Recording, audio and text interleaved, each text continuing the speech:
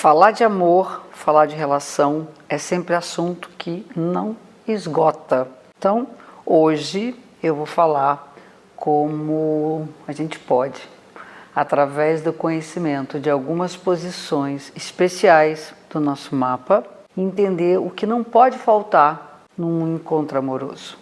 O que eu busco em alguém? O que em mim se reconhece no outro? Bom, falar de relacionamento, falar de encontro, é ter alguns elementos especiais no mapa que nos ajudam a entender o que é condição para que uma relação possa funcionar bem, para que possa trazer prazer ou que a gente consiga vencer dificuldades e desafios e dar continuidade quando for o caso. O que muita gente me pergunta, vale a pena essa relação? Então vamos lá. Os ingredientes fundamentais. A posição da Lua, fundamental. As condições da Lua, o signo onde está a Lua, a casa onde está a Lua, são aspectos, são componentes importantíssimos para que haja um grau de intimidade, de segurança e de confiança. Eu acho que qualquer relação a gente tem que estar à vontade. Mesmo que no começo a gente não fique muito à vontade, é tudo muito novo, fica um pouquinho inseguro, aquela coisa de ter meio duas mãos esquerdas, não sei bem o que fazer com elas, mas enfim, eu acho que com o tempo, se não tem essa intimidade, se eu não posso dar uma relaxada, isso não vai ser muito bom, isso não vai dar muito caldo, né? Então, eu acho que a primeira coisa importante são as condições que o signo da Lua da gente nos mostram como fundamentais e que não podem faltar para que uma relação tenha estabilidade, tenha segurança, que nos dê conforto, né? Então, signo e casa. Então, se por acaso a Lua está num signo que tem a ver com comunicação, com troca, evidentemente tem que haver uma boa intensidade de troca e de comunicação. É claro que nas relações a gente sempre tem, imagino que a comunicação seja de fato um aspecto importante, mas tem relações que isso não é a condição básica. Às vezes não consegue conversar muito bem, não tem os assuntos tão afins, mas tem outras coisas que são muito mais importantes que essa. Mas no caso, por exemplo, se a Lua estiver num signo que fala de comunicação, de linguagem, de troca, isso seria fundamental, não pode faltar, né? A casa onde está a Lua, se estiver numa casa que tem a ver com segurança material, por exemplo. Então, se ali naquele encontro você não vê que a pessoa investe no seu trabalho, que não tem uma dedicação para ter uma autonomia, pelo menos na parte necessária da sua sobrevivência ou sustento, isso vai ficar difícil, porque aquilo vai pegar. Isso é um exemplo, né? O segundo ponto importante é tudo, é Vênus. Vênus tem a ver com a libido, tem a ver com o desejo, tem a ver com aquela coisa que dá uma vontade de estar junto, aquela coisa que você fica lembrando, que, enfim, a dimensão erótica do encontro.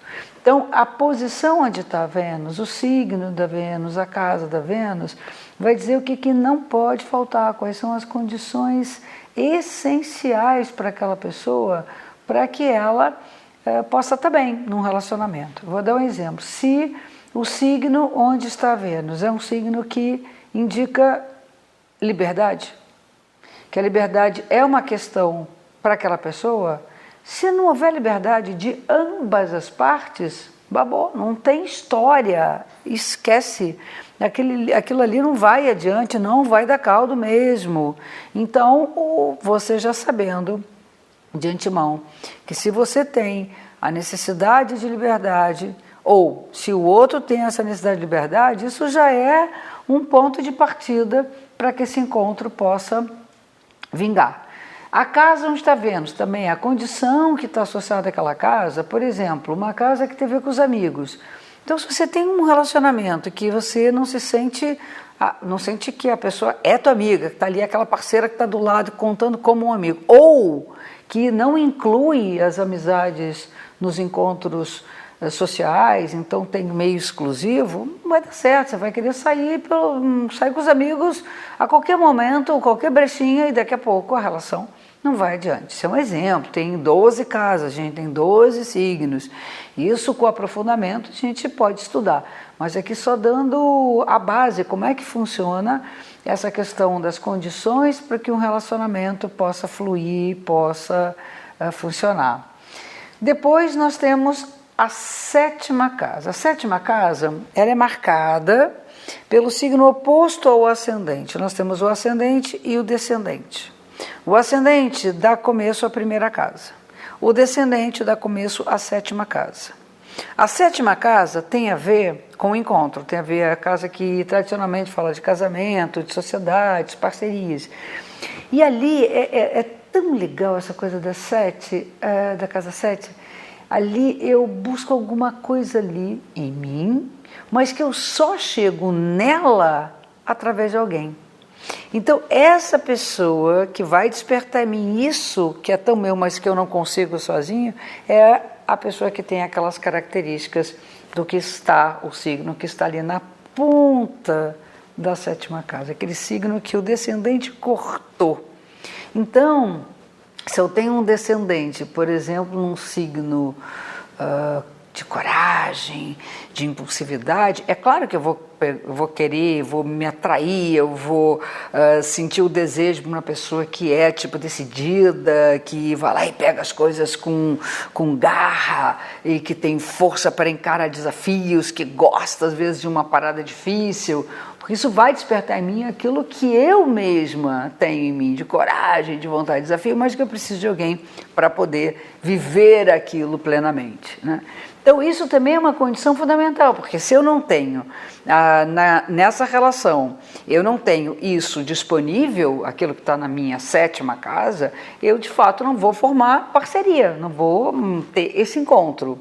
E aí tem coisas um pouquinho mais sutis, tipo o planeta que rege aquele signo, mas aí já é um pouco mais complexo, no sentido de que eu preciso ter um pouquinho mais de informação já de base astrológica para poder entender que tem também um planeta responsável por aquela casa. Mas dá para vocês saberem do seguinte: o planeta que está na sétima casa, se tiver, porque pode não ter, se não tem planeta, é o signo que vale, tá? Vale aquele signo. Tem Áries na 7, tem Gêmeos na 7, tem Peixes na 7. Então, é entender aquele signo e entender que eu busco no outro aquilo. Agora, o planeta que está na 7 funciona exatamente igual. Aquela função, por exemplo, se eu tiver um planeta que é mais duro, tipo disciplina, rigor, é claro que eu vou me atrair pessoas mais rigorosas, um pouco mais secas, mais prudentes, e ali eu vou despertar também a minha necessidade de ser cautelosa, de ter disciplina, de assumir minhas responsabilidades.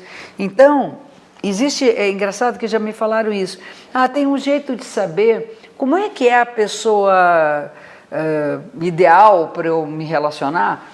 Não existe, obviamente que não existe ideal, a gente idealiza por vários outros motivos, mas existe uma maneira de eu entender se naquela relação eu estou tendo estou acolhendo essas necessidades, eu estou sendo atendida nessas necessidades. Se elas não forem, ou se conversa para ver se o outro de fato pode se modificar e pode até buscar nele próprio uma coisa que ele não conheça, ou então às vezes fica um pouco difícil. Isso normalmente acontece quando há crise numa relação. Então às vezes chega alguém num momento super crítico, quase pensando em se separar, ou num momento difícil mesmo em relação àquele parceiro, aquela parceira, e diz assim, mas será que é a pessoa para mim? Quer dizer, primeiro, não existe muita pessoa para mim, mas será que essa pessoa, ela tem aquilo que eu preciso? Eu acho que essa é a pergunta. E aí eu vou lá, eu faço as perguntas. Vem cá, nessa relação, você consegue isso? Você tem isso disponível? Vocês permitem com que isso aqui seja atendido? E ela vai me respondendo sim ou não. Se a maioria das perguntas, né, forem sim, isso é atendido, essa pessoa tem isso, me leva a tais coisas, tudo aquilo que está sendo indicado por essas posições, ali é uma crise que pode ser superada. Agora, se metade para baixo, não, não, imagina, isso não tem. Eu perguntar, tem diálogo? Zero diálogo. Cláudia, olha só, a coisa mais difícil da gente é diálogo. E aí era uma condição. Tem liberdade? Não. Fica o tempo todo controlando, ou eu controlo. Aí começa a dizer, bom, fica difícil, né? Porque não atende àquelas condições básicas dessas posições de Lua, de Vênus, de ponta da 7ª casa.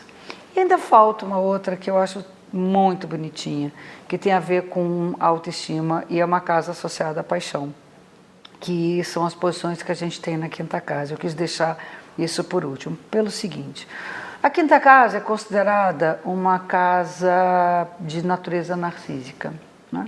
É quando eu projeto no mundo alguma coisa minha e eu vejo aquilo orgulhosamente como uma obra gerada e criada por mim, né? E ela associada à paixão, e a paixão é uma coisa que é nossa, nós nos apaixonamos ou não. Não adianta ter na frente da gente a pessoa mais incrível, aquela que todo mundo gostaria de pelo menos dar um beijo na boca, sabe aquela coisa, ficar um dia, e você não rola, você não está aberto a isso. Eu fico sempre imaginando que a 5ª casa e a paixão relacionada com a 5ª é uma espécie de spot, um holofote que sai do nosso coração e ilumina um palco. Quem passar na frente vai fazer sucesso, vai ter a ver com a gente. Depois pode até sair outra pessoa, a gente não se apaixona só por uma pessoa, por algum, né? Só pessoas, coisas, trabalhos, né? Então, muitas vezes já me perguntaram isso, e se queimar a lâmpada? Bom, se queimar a lâmpada fica difícil, se você não tem a luz do amor, se ele não está emanando do seu coração, pode, cara, tudo acontecer, você não vai conseguir se relacionar. Então, essa luz que sai do nosso coração, é o amor que a gente tem que ter por nós mesmos, né? É a famosa autoestima. E aí, cara, com isso, a vida fica muito mais interessante. Se eu sou capaz de despertar amor, se eu sou capaz de olhar a vida com essa paixão, de fato vai ser muito mais fácil uma relação acontecer. Então, galera, cultivem o amor e a paixão. E se vocês quiserem especialmente os recursos para que ela possa se manter, olhem o signo que está na ponta da 5ª casa e qual o planeta que está relacionado com ela, que esteja lá pelo menos. Se tem um planeta lá, desenvolver e entender as qualidades daquele planeta. E essa função vai ajudar a gente a manter acesa a chama do amor. É isso aí, gente, assunto gostoso, né? Se deixasse, eu acho que podia passar aqui a tarde inteira conversando, tá caindo a luz e eu gravo sempre na luz.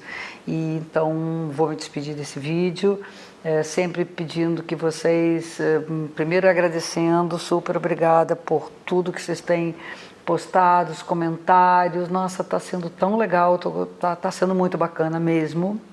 E continuo pedindo que vocês digam o que vocês querem ouvir, comentem sobre o que está sendo dito e, enfim, partilhem nas redes sociais com os amigos, no Face, se inscrevam no canal, curtam lá, que isso vai ajudar a gente a ter mais e mais encontros, ok? Fica muito amor, coração, coração, coração, e um grande beijo e até o próximo vídeo.